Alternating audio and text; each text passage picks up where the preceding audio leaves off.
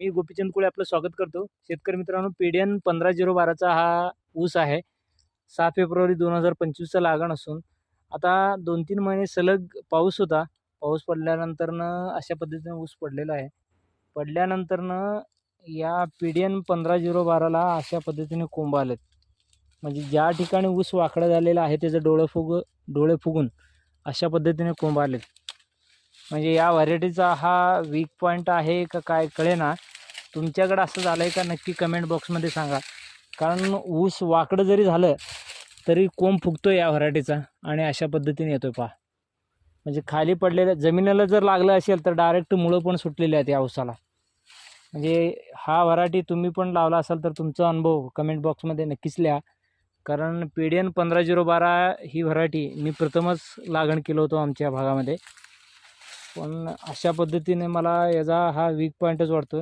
कारण 265 असं पडले की डोळे वगैरे फुगत नाही. पण पीडीएन 15/012 असं पडले की लवकरच डोळे फुगून असं कोंब आलेत पहा.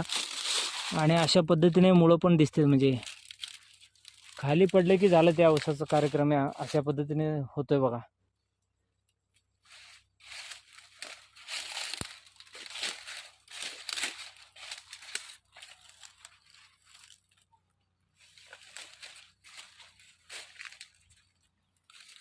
तुम्हाला झूम करून दाखवतोय अजून.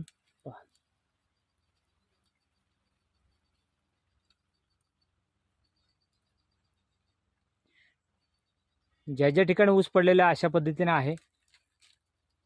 पीडीएन 15/012चा तुमचा अनुभव काय नक्की शेअर करा. धन्यवाद. जय हिंद, जय महाराष्ट्र.